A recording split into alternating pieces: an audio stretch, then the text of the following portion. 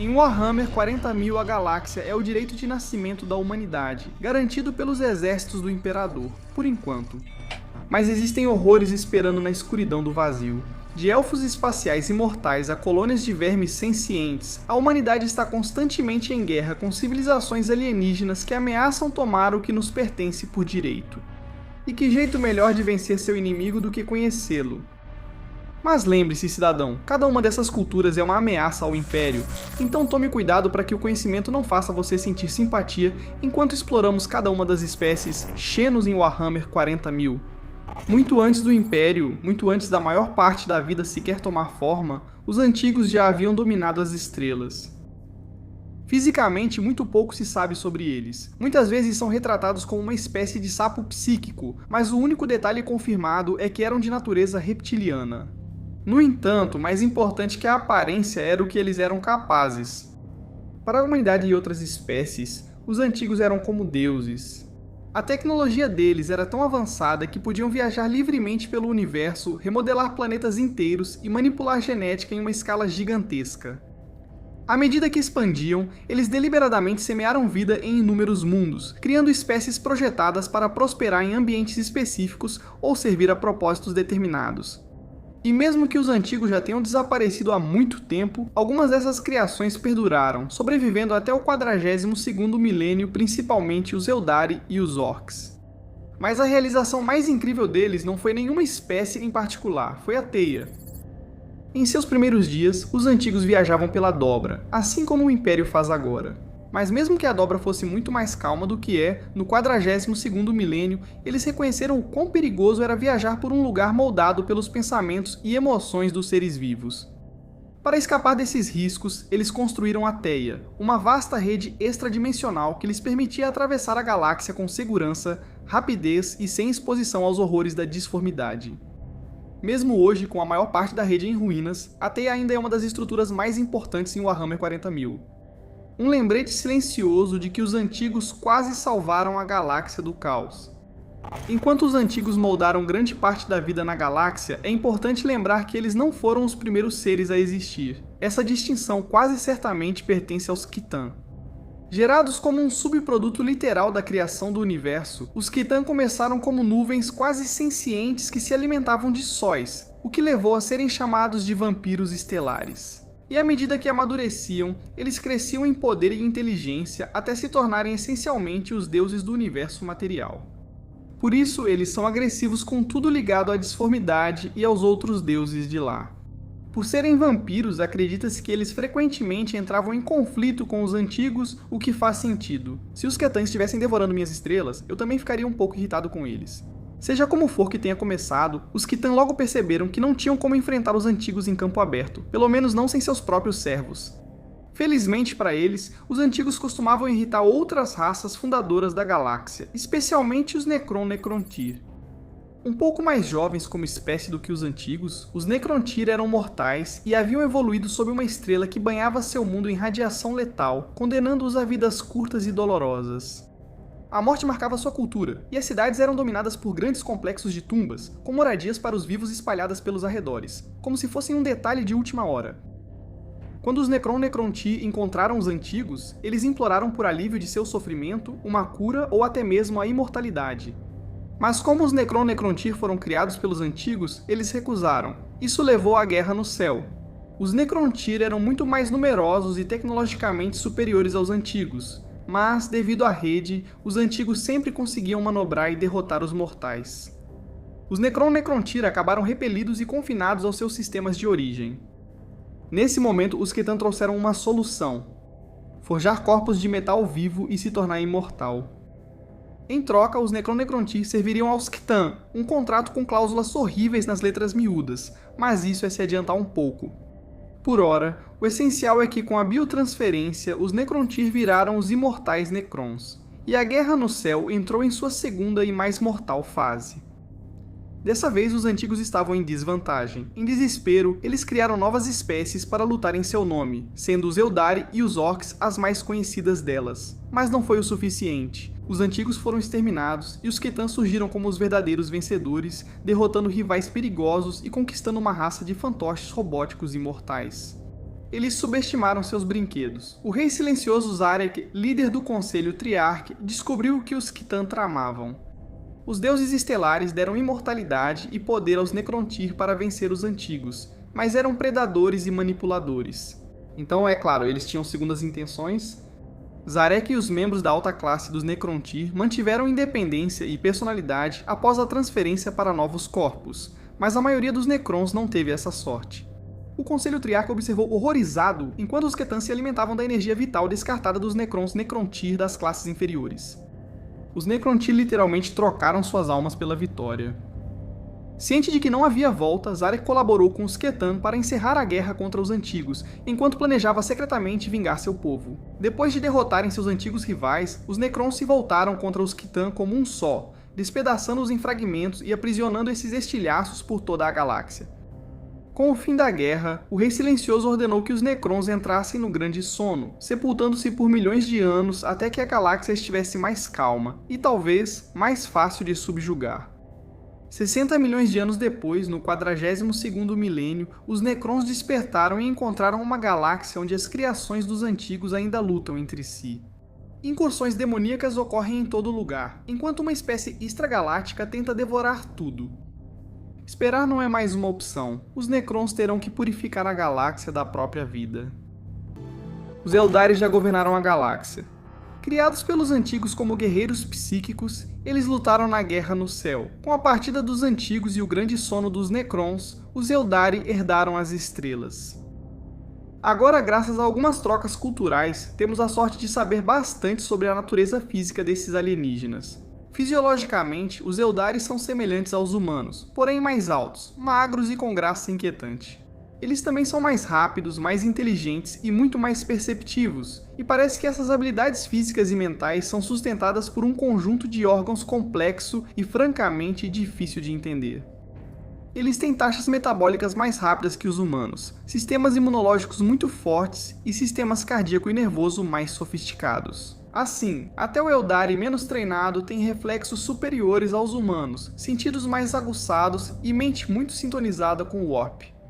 Enquanto na humanidade, psíquicos surgem rara e imprevisivelmente, os Eldari têm habilidade psíquica natural, tornando suas almas mais intensas no Immaterium, o que é sua maior força e fraqueza. Outra desvantagem da fisiologia deles é a dificuldade para se reproduzirem naturalmente, com gestações extremamente longas. O que provavelmente explica por que os Eldari tiveram problemas para manter sua população mesmo durante sua Era de Ouro, e por isso recorreram à sua herança dos antigos, a Teia.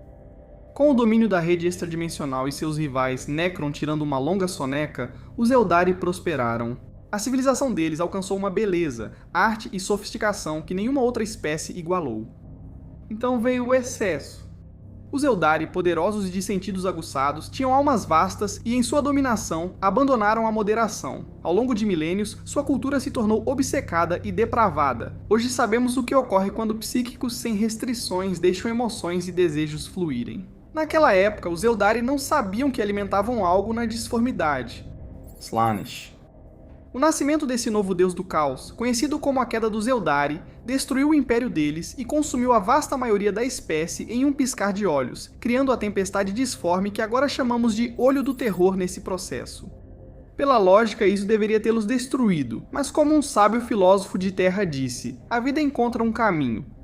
Diversas facções dos Eldari sobreviveram de formas distintas, sendo os Eldari dos Mundos Nave os mais conhecidos.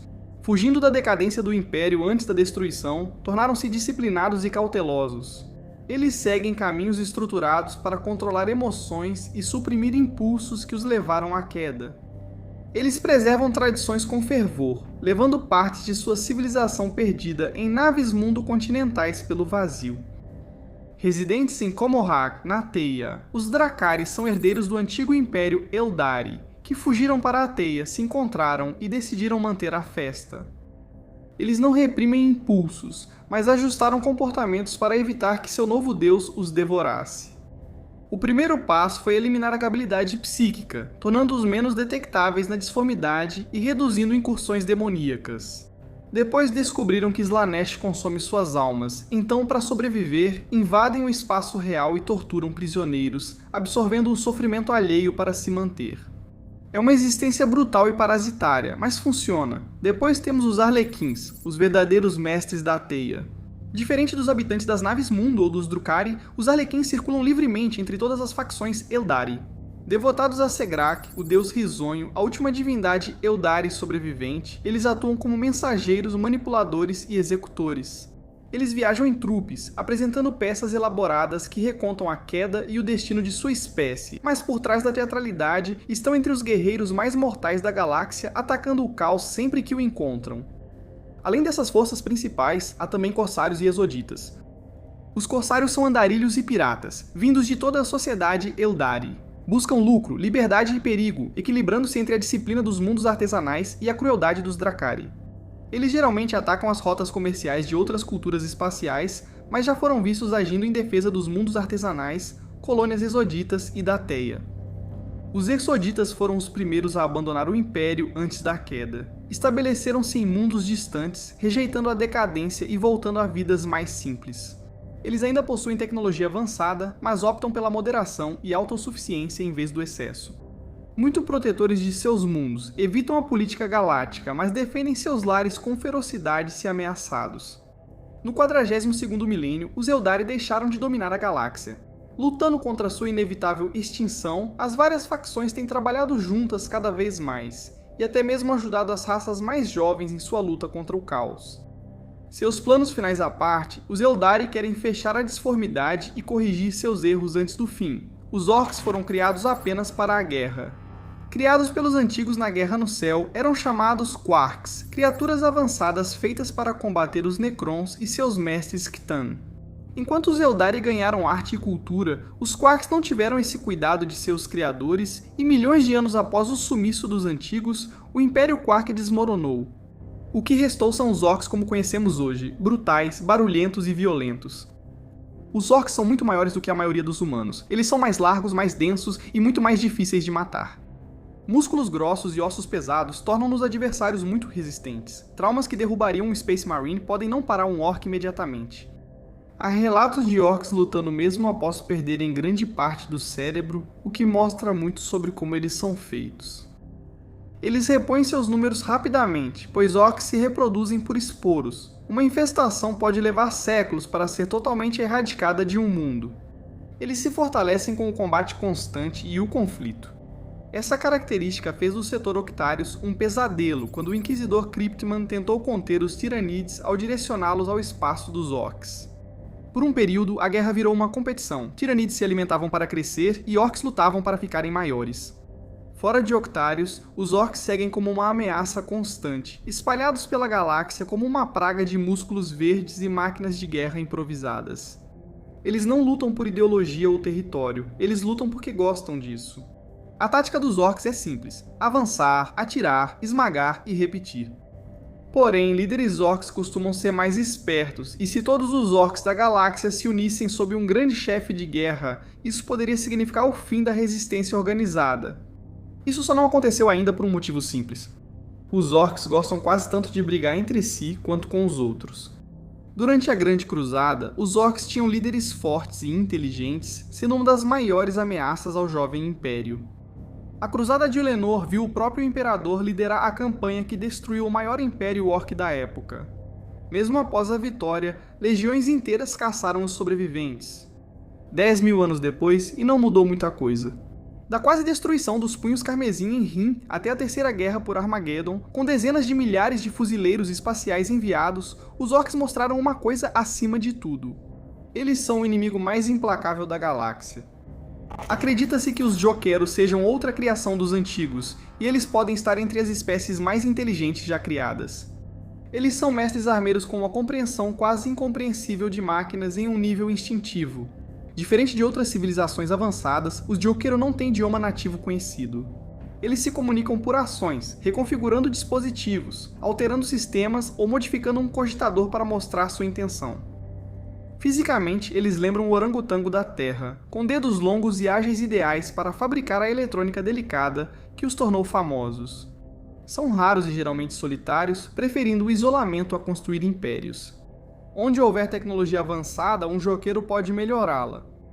Eles se especializam em miniaturização radical. Armas massivas podem ser compactadas elegantemente sem perder potência. Uma bateria de laser pesada pode virar algo que cabe na palma da mão e ainda atravessar armaduras. Essa habilidade os tornou recursos valiosos, mas imprevisíveis no Império. Inquisidores costumam incluir armeiros de Oqueiro em suas comitivas. As criaturas costumam alterar equipamentos próximos, sem permissão. Às vezes mudam só a aparência, outras fazem pequenos aprimoramentos ou até resultados extraordinários. Suas criações mais conhecidas são armas digitais de energia, compactas e pequenas, que podem ser escondidas como anéis, pulseiras ou joias. Os resultados variam bastante. Algumas têm a força de uma arma padrão, outras disparam rajadas capazes de inutilizar veículos blindados. Por isso, armas digitais são muito valorizadas por inquisidores, oficiais dos fuzileiros espaciais e a elite. Mas os de Oqueiro não podem ser controlados. Subornos, ameaças ou pedidos não oferecem garantia alguma. Eles vão criar o que quiserem, quando quiserem criar. Diferente dos orcs, os Hrud não têm número para dominar a galáxia, mas são tão difíceis de exterminar. Eles surgem em vários sistemas, infestando cidades colmeia, escavando subcolmeias e até nidificando nos cascos das naves de guerra da Marinha Imperial. A fisicalidade dos Hrud é indefinida. São seres encurvados e encapuzados, muitas vezes confundidos com sombras errantes. Sua verdadeira forma é difícil de ser observada, em parte por causa do que é chamado de campo entrópico, uma área de corrosão que os cerca constantemente.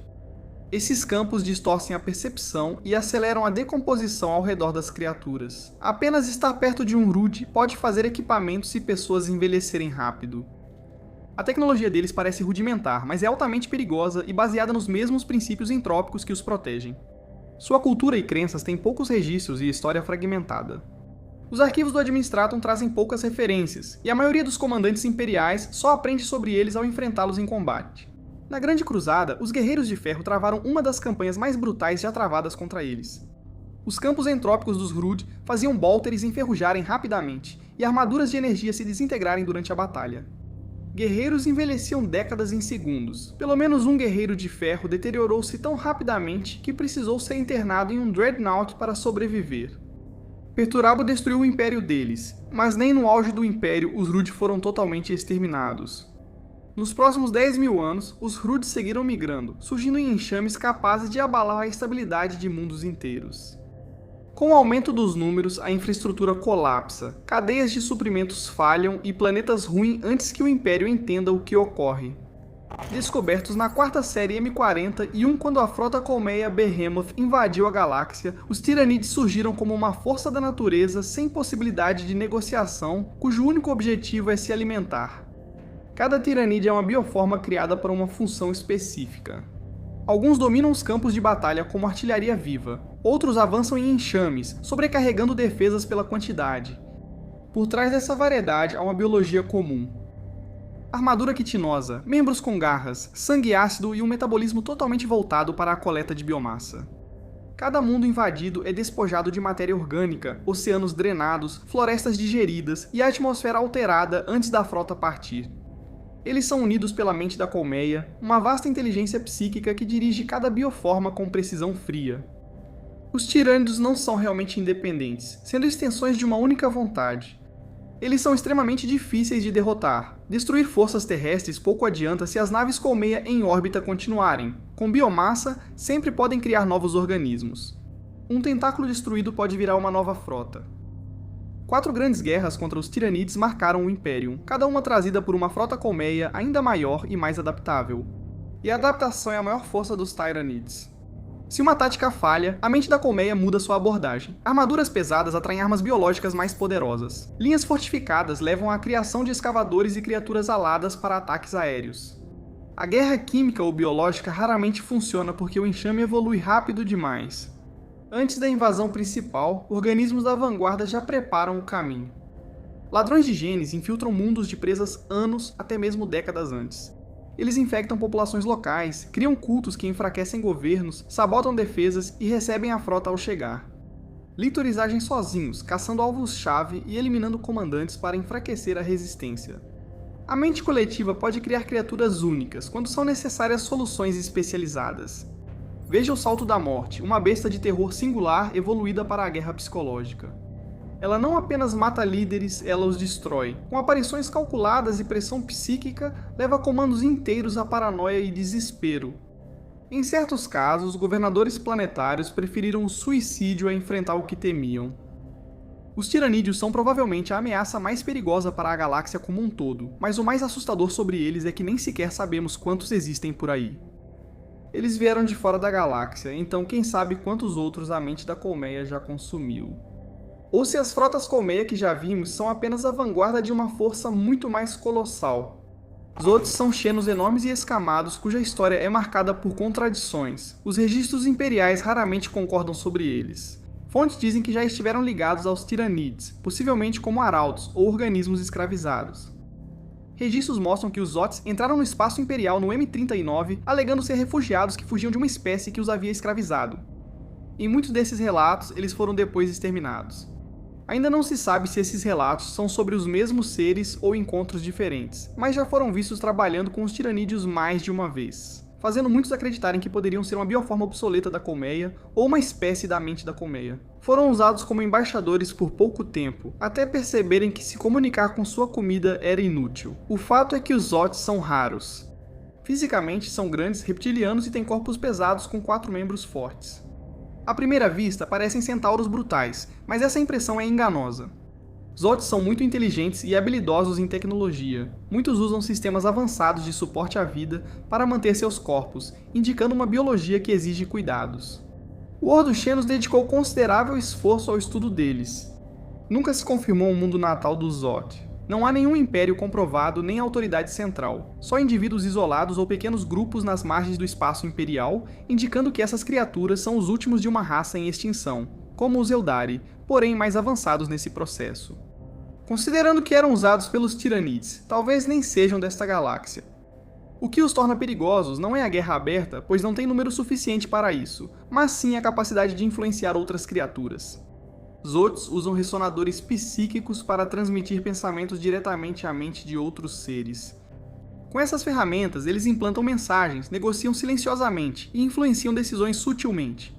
Combinado com sua habilidade em manipulação, isso permitiu que os Zotes se estabelecessem como intermediários, corretores e negociadores de informações em regiões de fronteira instáveis. Até em mundos imperiais controlados, um Zote pode influenciar discretamente através de intermediários. Alguns inquisidores creem que todos os Zotes têm um propósito oculto, e que cada ação, negociação ou aliança integra um plano maior. Outros veem isso apenas como paranoia causada por dados incompletos. A verdade permanece incerta. Espécie psíquica ancestral, os Craives são tidos como anteriores aos Eldari, e talvez vagassem pela galáxia antes da Guerra no Céu. Eles existem em um estado estranho entre a matéria e a imatéria, sendo capazes de se ancorar no espaço físico enquanto permanecem profundamente ligados à disformidade. Eles parecem grandes criaturas semelhantes a morcegos, com corpos longos, membros robustos e às vezes asas enormes.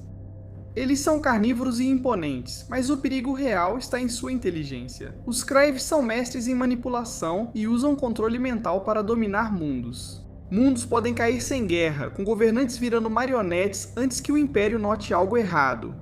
A tecnologia deles reflete esse mesmo foco psíquico. As naves Crave são capazes de viajar pelo Warp, e suas armas são uma extensão de seu poder mental. A carabina de extinção, por exemplo, não apenas mata, ela dilacera corpo e alma ao mesmo tempo, despedaçando as vítimas tanto no espaço real quanto no Warp. O Império já tentou exterminá-los mais de uma vez.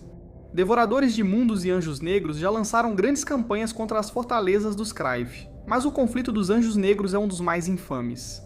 Lionel Johnson ordenou que elementos da Dreadwing empregassem algumas de suas armas mais destrutivas, armas reservadas para as maiores ameaças. Legiões foram devastadas ao tentar purgar esses alienígenas elusivos, mas os Crave ainda sobreviveram. E se for verdade que eles sobreviveram à Guerra no Céu e resistiram a Dreadwing, então provavelmente não existe nada que possa realmente exterminá-los. O Império vem lutando contra o Slot desde a Grande Cruzada, e apesar de repetidas campanhas contra eles, conseguiram sobreviver até o 42º milênio. Eles são raros, secretos e profundamente perturbadores. À distância, um Slot parece vagamente humanoide graças às suas vestes em camadas, mas essa ilusão se desfaz de perto porque um Sloth não é um único organismo. É uma colônia, uma massa de criaturas pálidas, semelhantes a larvas, fundidas em uma única forma. E o pior de tudo não é que eles sejam uma colônia senciente de vermes, mas sim que eles são uma colônia senciente de vermes com planos. Os planos dos Sloth se desenvolvem por décadas, infiltrando-se, manipulando e desestabilizando internamente antes do conflito aberto. Populações podem colapsar sem notar manipulação, assim como agem os cultos dos Gene Stealers, cujo domínio em tecnologia biomecânica é tão perturbador quanto sua aparência. Seus equipamentos parecem demoníacos aos imperiais por serem tão avançados e alienígenas que é difícil diferenciar sua tecnologia da magia do Warp. Quando vão para a guerra, os Sloth não treinam exércitos, eles os cultivam. Os construtos dos Sloth borram a fronteira entre máquina e organismo. Cativos humanos ou partes deles são frequentemente reutilizados nesses vassalos criados, usados como soldados e servos. Os Sloth são combatentes formidáveis e conhecidos por consumir cérebros de vítimas, especialmente os que já estão um pouco decompostos. Se isso é sustento, ritual ou algo mais complexo, não está claro. Está claro o apetite deles. Os Sloth têm fome interminável como os Tyranids. Mas, enquanto os Tyranids devoram mundos abertamente, os Sloth são mais seletivos ao se alimentar, o que os tornou difíceis de lidar até no auge da Grande Cruzada. Felizmente para os humanos, nosso número faz com que os Sloth sejam muito cautelosos em nos enfrentar abertamente, embora nossa alta população também seja um motivo de sermos suas presas favoritas. Para passar das raças mais abomináveis da galáxia para uma das mais amigáveis, os Tau são a potência mais jovem da galáxia e a que mais cresce rapidamente. No espaço de alguns milhares de anos, eles avançaram da guerra tribal para a expansão interestelar. Enquanto o Império estagna, os Tau inovam. Os Tau são menores e mais esguios que humanos, têm pele azul acinzentada lisa e pés com cascos. Eles não têm habilidades psíquicas e costumam ser menos resistentes e robustos que os soldados humanos. Mas essa não é uma regra rígida, porque a biologia dos Tau varia de acordo com o papel deles na sociedade. Guerreiros de Fogo são soldados do Império Tau. São um pouco mais baixos que humanos, com peito e ombros mais largos feitos para resistência, não força bruta. Eles confiam na disciplina, trabalham em equipe e armamentos de pulso avançados, em vez de agressividade pura. Um guerreiro de fogo sozinho não enfrenta um fuzileiro espacial, mas um ataque coordenado da Casta do Fogo muda tudo. A Caça da Água reúne diplomatas, mercadores e negociadores, magros e serenos são treinados desde o nascimento em linguagem, comércio e persuasão. Ao expandirem, os Tau preferiam propor aliança antes de recorrer à hostilidade. Diversos mundos aderiram ao Império sem conflitos, acreditando que cooperar sob os Tau é o caminho mais seguro. Mais altos e leves, membros da Casta do Ar evoluíram para atmosferas rarefeitas e baixa gravidade, atuando como pilotos, navegadores e almirantes. Sem eles, o Império não se moveria. Dando suporte a tudo isso está a Casta da Terra. Mais robustos e fisicamente mais fortes do que a maioria dos outros Tau, os membros da Casta da Terra constroem a tecnologia do Império. Armaduras de combate, drones, naves estelares e cidades, tudo sai de suas oficinas. Mas acima de todos estão os Etéreos. Em menor número e fisicamente frágeis, os Etéreos são os líderes e guias espirituais dos Tau. Sua autoridade é suspeitamente absoluta e tem sido a norma desde que os primeiros Etéreos apareceram e encerraram a Mictal, uma era brutal de guerra civil que quase destruiu a espécie. Com a orientação dos Etéreos, o sistema de castas foi formalizado e os Tau se unificaram. Desde então, todo Tau vive por um único princípio, o bem maior. Cada caça tem um papel. A ambição pessoal é secundária ao sucesso coletivo. E essa unidade foi o que transformou o mundo dividido em um império em expansão. Ao contrário de muitos impérios galácticos, os Tau não exterminam todas as espécies que encontram, mas geralmente as absorvem. Raças auxiliares vivem no Império e lutam em seus exércitos, ocupando funções que os Tau não conseguem. Os Krut são os mais famosos, uma antiga raça de humanoides parecidos com pássaros, conhecidos galaticamente como mercenários. A biologia dos Kruts permite adaptação ao consumir carne dos inimigos. Uma tribo que come orcs, por exemplo, torna-se mais forte, maior e provavelmente mais verde. Essa adaptabilidade faz dos Kruts aliados ideais para o Império Tau. Os Kruts atuam como batedores, tropas de choque e especialistas em combate corpo a corpo. Os Vespids são aliados importantes, guerreiros insetoides com elmos de comunicação que facilitam sua coordenação com comandantes Tau. Eles se destacam em ataques rápidos e aéreos. Provavelmente há mais de uma dúzia de outros auxiliares que colaboram com os Tau pelo bem maior. Mas para destacar que o Império Tau é como as Nações Unidas dos alienígenas, precisamos mostrar rapidamente os Nakassar e os Torellians. Os Nakassar são nômades psíquicos poderosos que lembram grandes ursos polares. Apesar da fragilidade física, têm forte instinto para viagens espaciais e são ótimos batedores e pioneiros do Império. Os Torellians são répteis parecidos com cães, e como os Krut costumam atuar como mercenários. Durante a Grande Cruzada, esses alienígenas quase foram exterminados por bombas virais e passaram a trabalhar para qualquer um contra o Império. E embora sua aparência seja única, mencionamos eles aqui porque mostram que os Tau claramente formaram relações diplomáticas com inimigos de ameaças muito maiores para poderem sobreviver.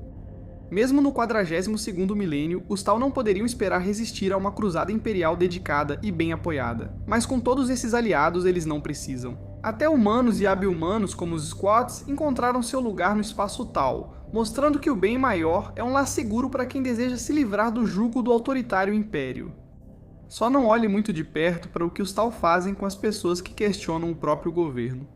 Os Lyr eram xenos semelhantes a serpentes, com corpos longos e enrolados e cabeças de inseto. Suas formas eram muito adaptáveis, adotando modificações biológicas radicais. Os guerreiros eram criados para a terra, mar e ar, cada um com função específica no campo de batalha. Eles também eram devotos adoradores de Slaanesh. Bem antes do Império entender o real perigo do caos, os Lares já abraçavam o excesso e a sensação. A sociedade deles girava em torno do prazer, da transformação e da devoção ao seu patrono sombrio. Mas alguns de vocês podem ter notado que dissemos eram no início dessa sessão, e isso porque os Lares estão felizmente muito mortos. Na Grande Cruzada, os filhos do Imperador liderados por Fulgrim foram encarregados de eliminar esses alienígenas. A campanha abrangeu vários planetas, mas Laren, lar dos Lari, foi o maior desafio. Laren é um mundo quase todo inundado, com raros pontos de terra, onde a Legião teve que lutar em ambiente aquático hostil contra inimigos adaptados. Além disso, os Lari não eram primitivos. Suas armas perfuravam armaduras de energia. Até mesmo a armadura de exterminador não era imune. Os combates foram brutais e custosos, mas Fulgrim triunfou. Depois da batalha final, ele levou seus guerreiros favoritos e os recordadores ao maior templo dos Lari para celebrar a vitória. Foi lá que Fulgrim descobriu a Lâmina Lari, uma arma demoníaca que lentamente o corromperia. Foi lá que a fascinação de Fabius Bile por alterações genéticas se aprofundou, e foi lá que Slaanesh fisgou os filhos do Imperador.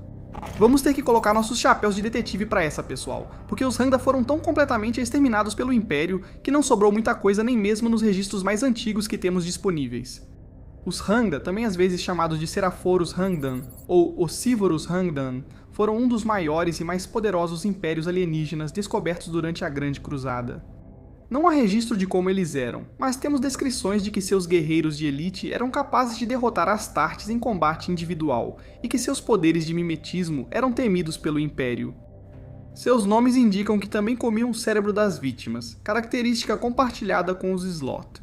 Mas sobre isso em breve. Também há relatos das naves, parecidas com águas-vivas arrastando espinhos e flagelos.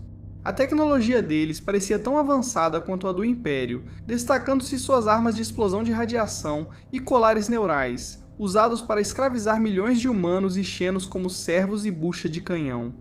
Muito semelhante aos Sloth. O que nos leva à associação dos Hangdan com os Sloth. Além das semelhanças, há duas informações verificadas que ligam essas duas espécies. A primeira refere-se ao controle dos Hangdan sobre os Murder Minds dos Sloth, algo extremamente vago. Como isso foi citado como motivo para um dos legionários dos Warhound ser sepultado em um Dreadnought, podemos supor com segurança que, seja o que for uma mente assassina, era certamente uma arma. Considerando que os Sloth são conhecidos por criar construções biomecânicas, podemos até supor que as Murder Minds fossem algum tipo de criatura horrenda criada pelos Maggot Men. A segunda pista é um relato de Alfarius e alguns de seus legionários. Sim, Alfarius é notoriamente pouco confiável, mas seu relato de investigar um mundo atacado pelos Hangdan e encontrar uma poderosa nave dos Sloth colhendo os mortos parece honesto. Como Alfarius ainda não havia se revelado oficialmente, provavelmente relatava para outro, enquanto fingia ser um marine comum.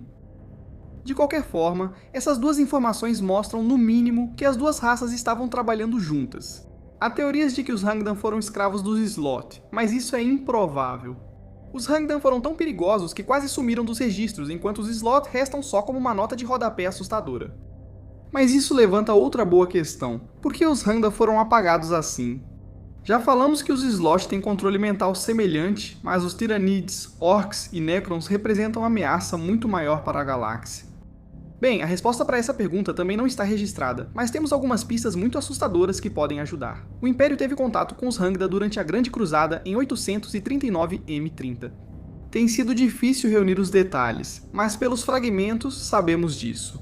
Ao longo dos próximos 50 anos, 3 conflitos separados foram travados, mobilizando mais de 300 mil Astartes de 8 legiões, milhões de tropas mortais e o próprio Imperador.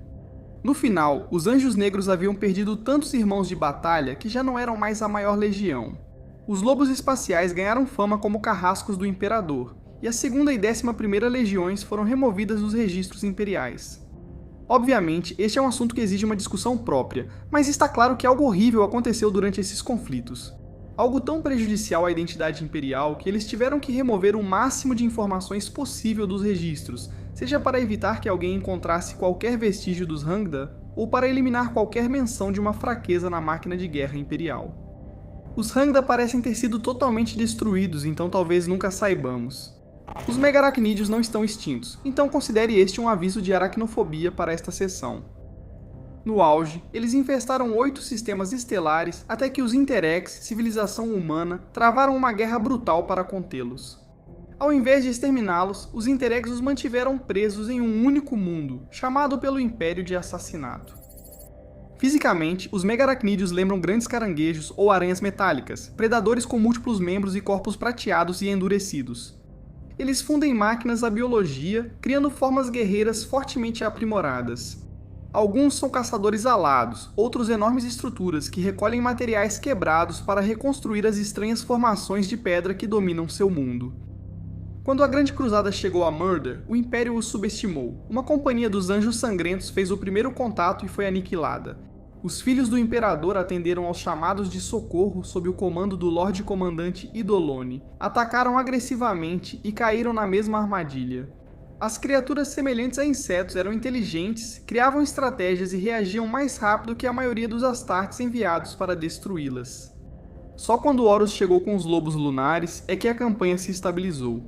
Os reforços cresceram quando os Sanguíneos e os Anjos Sangrentos entraram no conflito, tornando a guerra mais longa e difícil. As forças imperiais retomaram o planeta, mas os Megaracnids não foram exterminados. A Interex chegou pouco antes do ataque terminar, e o Império optou pelo confinamento ao invés do extermínio como gesto diplomático. Isso revela uma verdade incômoda. Se uma espécie consegue vencer legiões em guerra aberta, sobreviver ao confinamento de 2 poderes interestelares e chegar ao 42º milênio sem controle, quanto tempo até o Império enfrentar os Megaracnídeos de novo?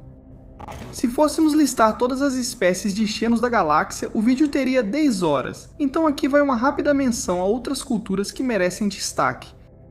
Os Kinabrak eram Xenos semelhantes a símios aliados aos Intraex. Eles são conhecidos por criar as lâminas Anátema, armas que feriram mortalmente Horus e desencadearam os terríveis eventos seguintes. Ergol são predadores selvagens e cegos, comuns em Camara. Dracari os usam como feras de choque e monstros de arena. Fora da Webway, eles são raros, e a Deathwatch se esforçou para manter isso. Os Slits são mercenários serpentiniformes com 4 braços e fama de profissionais. Eles costumam ser guarda-costas dos Archons Dracari, pois são menos propensos a traí-los que outros Dracari. Diferente de outros mercenários na galáxia, os Slits costumam cumprir seus contratos. Os Simulacras são raros Xenos metamorfos relatados principalmente no setor Calyx. Eles só assumem a identidade de uma vítima após consumir seu cérebro, adquirindo temporariamente memórias e habilidades. No entanto, com o tempo esse conhecimento emprestado se degrada, dificultando infiltrações prolongadas.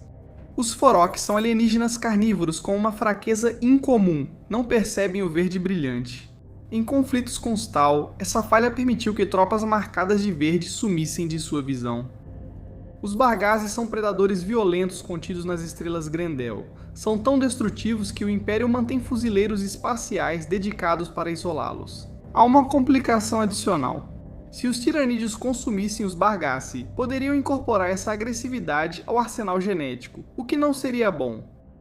Os Raggles são piratas Xenos brutais que atacam embarcações muito maiores que outros saqueadores, incluindo naves da Marinha Imperial e dos Adeptos Astartes.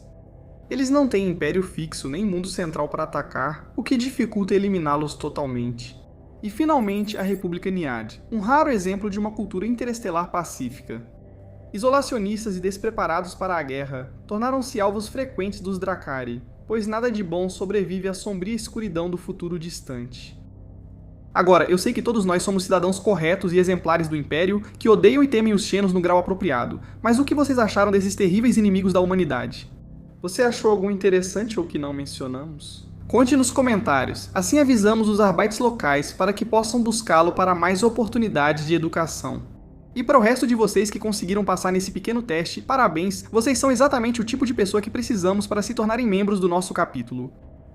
Confira as opções. Iniciados ajudam a manter a fortaleza. Irmãos de batalha têm acesso antecipado aos vídeos. E mestres do capítulo têm seus nomes nos estandartes ao final dos vídeos. Para provar aos Xenos que ainda há heróis sempre prontos com mais lore,